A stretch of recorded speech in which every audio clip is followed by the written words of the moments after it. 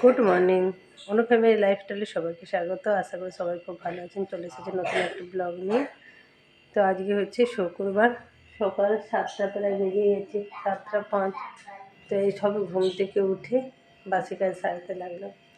তো বাইরে পুরো অন্ধকার। সকালে হালকা হালকা একটু বৃষ্টি হচ্ছিলো, এখন মনে হচ্ছে যে বৃষ্টিটা হবে, যার জন্য পুরো অন্ধকার একেবারে। তো আর এধারে ঠান্ডাও আছে ভালো, তো ঘরে আলো না জ্বালে পুরো ঘরে অন্ধকার একদম, যার জন্য এই যে হ্যাঁ। তো আজকে সুসানারাও তাড়াতাড়ি উঠে পড়ছে, উঠে ওদের বিছানা এখনো শুয়ে আছে, ভালোই ঠান্ডা। আর আমিও এই ধারে এই যে ঘরে কাজ করতে লাগলাম। তো ঘর দুয়ারটা জাস্ট ঝাঁটেছি, ঝাঁটাতে ভিডিওটা অন করলাম।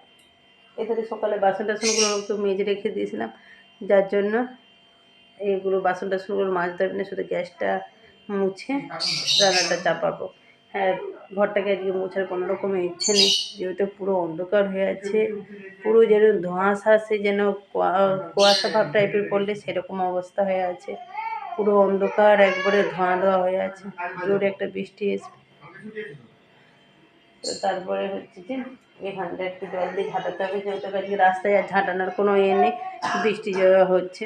তো যার জন্য রাস্তায় আর জল দিয়ে ঝাঁটাবো না, শুধু ঘরের মুখের সামনেটা ঝাঁটিয়ে ওখানে আলপনা দেবো, ব্যাস। দিয়ে এই যে রান্নাটা চাপাবো। 7টা বেশি হয়ে গেছে, 10 হয়ে গেছে। তো চলো কাজগুলো সেরে নিই। এখানে রান্না বান্নাও চাপিয়ে দিয়েছি সুসানার জন্য। আর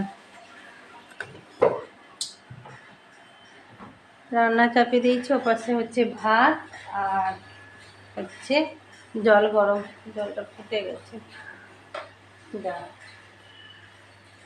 জল গরম চাপিয়েছি। আর এধারে শুধু তরকারিও করে দেবো ওকে।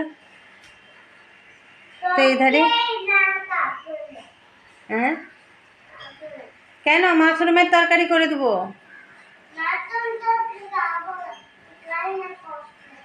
না তুমি হ্যাঁ,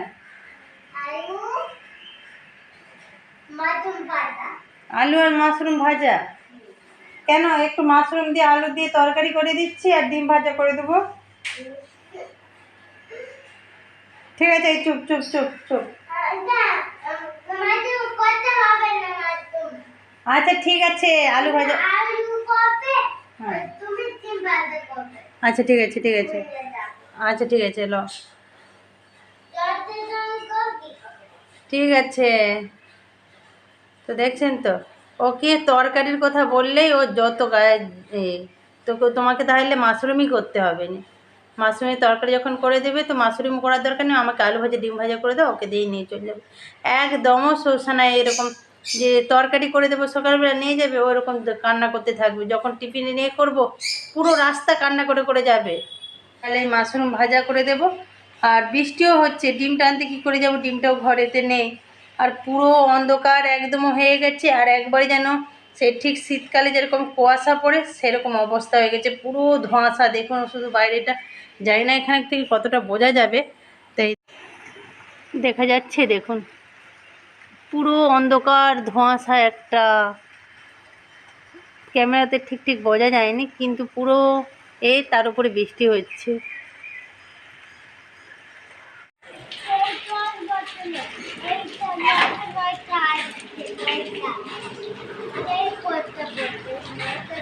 হ্যাঁ, যা যাবার হয়ে গেছে।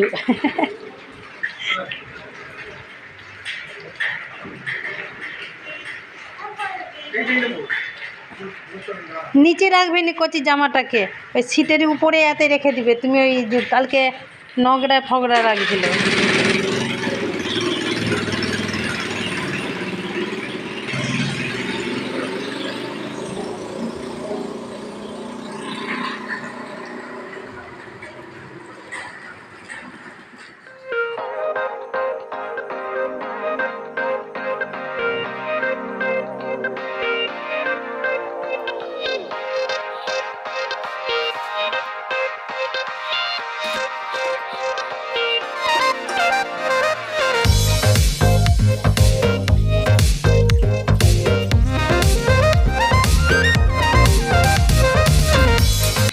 মাছগুলোকে যে ধোয়াধুয়ি হয়ে মানে বাছার পরে ধোয়াধুয়ি করে নিলাম।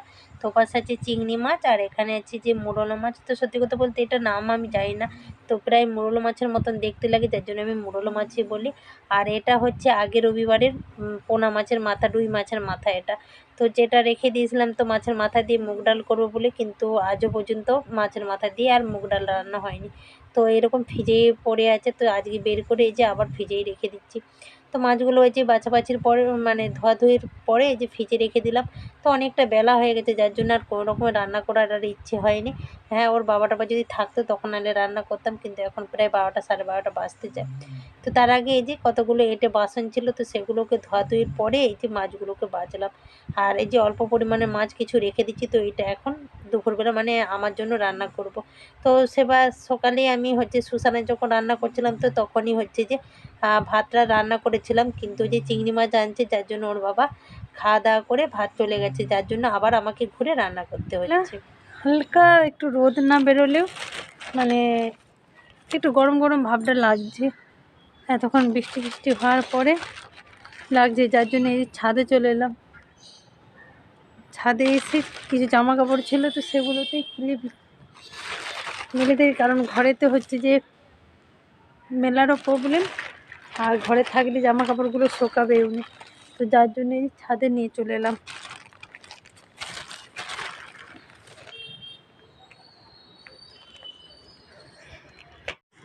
তো এই যে জামা কাপড়গুলোকে মেলে দিলাম। তো এখানে যে রান্না বান্না হয়ে গেছে, ওখানে হচ্ছে ভাত, আর এখানে যে মাছ পেঁয়াজ ভাজা, আর এখানে তারপরে এই যে শোষণের জন্য একটু দুধ বসিয়ে দিলাম।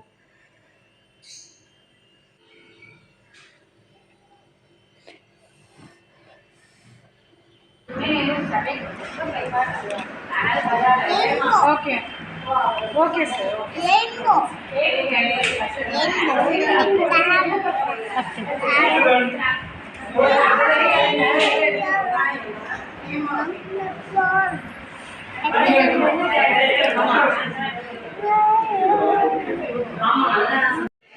তো আমরা এই যে ছোটোখাটো একটা বার্থডে বাড়ি থেকে চলে এলাম। তো এখনও যদি সন্ধে হয়নি, আর কটা বাজে, 6টা বাজে সন্ধে। তো এখন অনেকটাই ফাঁকাই, দেখুন দেখছেন অনেকটাই ফাঁকা এখনও। তো এইমাত্র ওদের এই 4টের সময় বার্থডে হয়েছে, তো যার জন্যে তো তাড়াতাড়ি এই যে কেক কাটা হয়ে যেতে আমরা বাড়ি চলে এলাম।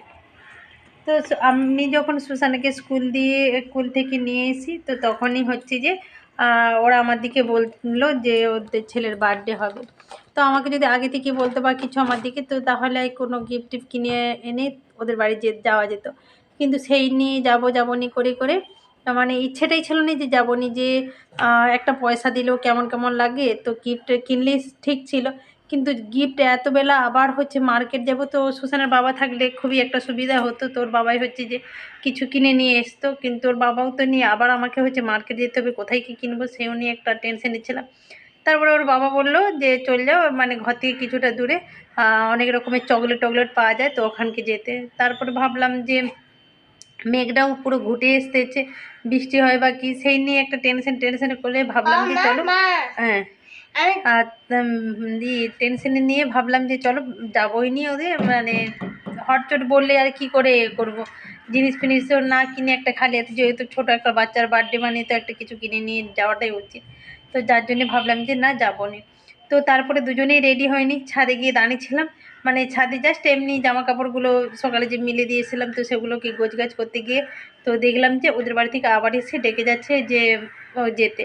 তো বাধ্য, কিছু করার নেই, তো যার জন্যে দুজনেই গেলাম।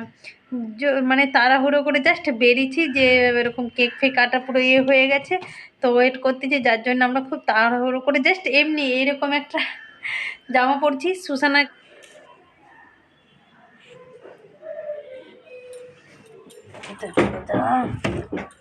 তো এই যে সুসানাকে এই জামাটাই পরিয়ে দিলাম, যেটা দীপাবলিতে কিনছিলাম। তো এই জামাটাই সুসানাকে পরিয়ে দিয়েছিলাম। আর আমার ঘরের অবস্থা দেখুন, তাড়াহুড়ো করে বেরানোর জন্য এই দেখুন, এই একটা ট্রলি ব্যাগ বের করছি, ওটা একটা বের করছি, তো এই হচ্ছে ঘরের অবস্থা, মানে কোথায় কি করব মানে ঠিক খুঁজে পাই চল জলদি বেরোনোর জন্য। যেহেতু হচ্ছে যে কি বলে হচ্ছে যে সুসানের এই যে আমার জামা তো আলমারিতে ছিল, বের করে নিয়েছি, কিন্তু সুসানের জামাগুলো ওই ট্রলি ব্যাগেতে ঢোকানো ছিল, যার জন্য এই যে দুটো ব্যাগই পেরে তারপরে হচ্ছে যে জামা টামা করে বের করে রেডি হয়ে গেলাম। তো এই যে এইরকম সেজেই জাস্ট একটা জামা পরছি আর এরকম অবস্থাতেই চলে গেছি, যেহেতু ওটা সেভাবে বড় করেও হয়নি, ছোটোখাটো 2-4 জন লোক ছিল, মানে ওদের ফ্যামিলির লোক, আর আউট 2-3 জন লোক, ওই পাশের ঘরে একজন, তো এলি 2-3 জন ছিল, বেশি না, আর ওদের ফ্যামিলিটা, তো সেই জন্য কোনো প্রবলেম হয়নি, যার জন্য এরকম ড্রেসেতে চলে গেছিলাম। তো এসে এই যে এখন সন্ধে দেখাবো, ড্রেসটা খুলে দিয়ে ঘর তো ঝাঁটাবো, আর তার আগে সর্বপ্রথম আমাকে বিছানাটা গোছগাছ করতে হবে, কারণ বিছানার হাল একদমই খারাপ করে দিয়েছে। তো ছোটোখাটো এরকমই অবস্থা। তো আমরাই বার্থডে বাড়ি গিয়ে আবার বার্থডে বাড়িতে গিয়ে আমরা গিফট নিয়ে চলে এলাম। তো এই দেখুন, সুসানাকে খেলার জন্য দিয়েছি এই যে একটা টুংটুঙির মতন, তো এটা ঠিক নাম জানি না, বাট আমি টুংটুঙি বললাম, যেহেতু বাতাস এটা টুংটাং করে চলে।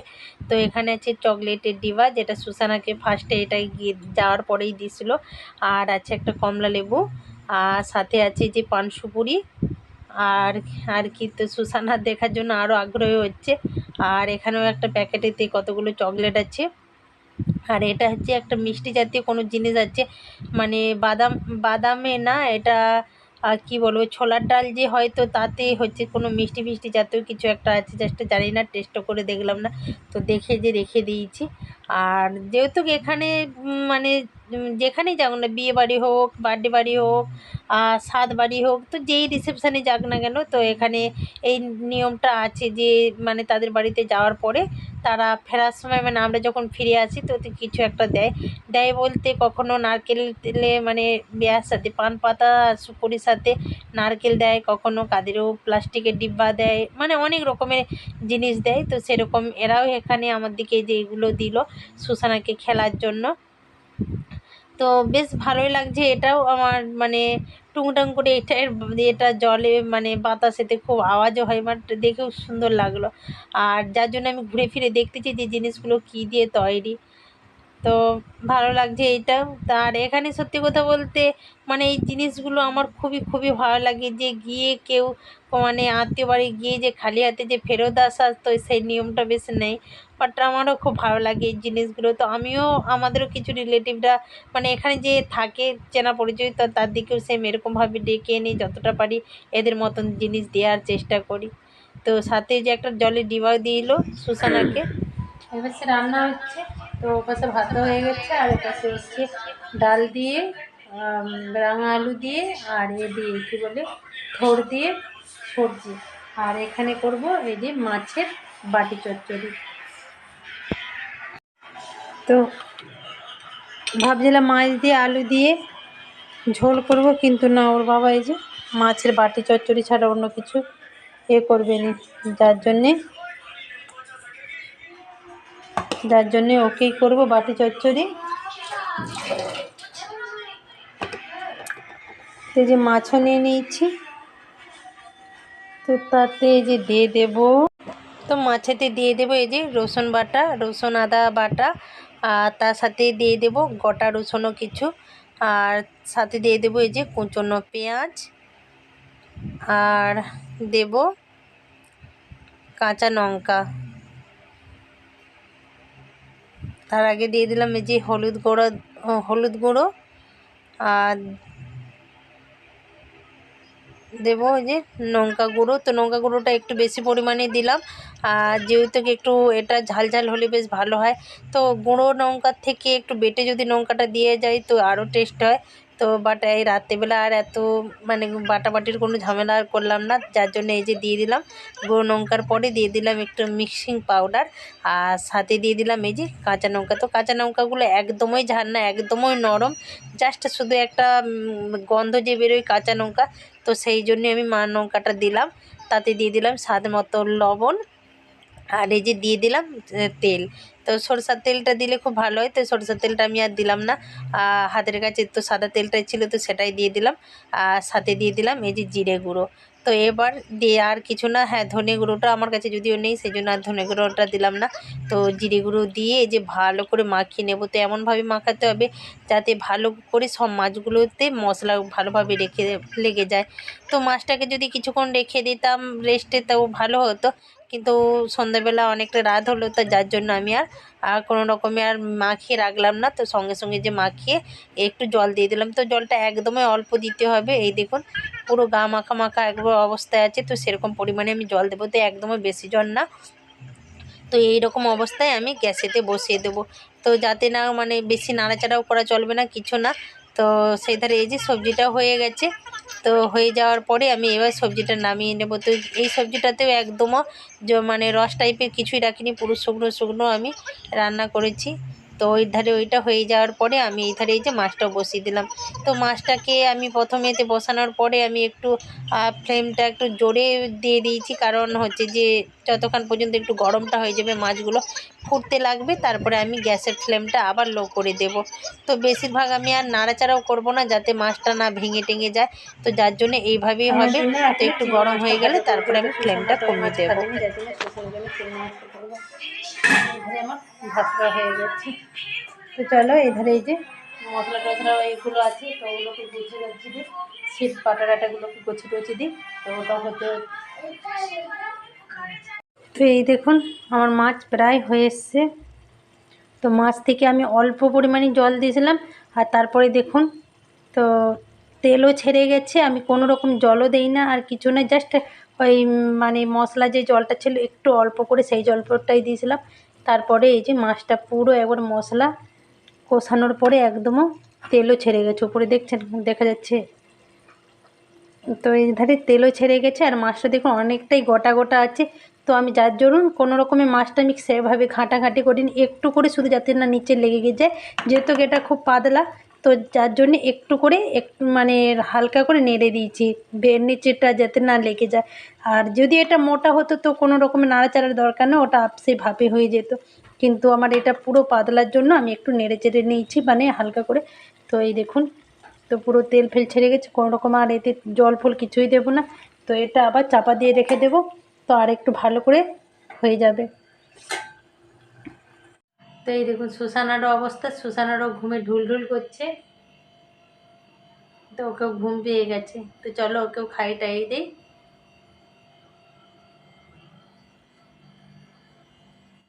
তো এই হচ্ছে রান্নাবান্না। আর মাছটা দেখেই সত্যি ইচ্ছে হচ্ছে যেন এটা দিয়েই খাওয়া হয়ে যাবে, আর কোনো রকম সবজির দরকার নেই।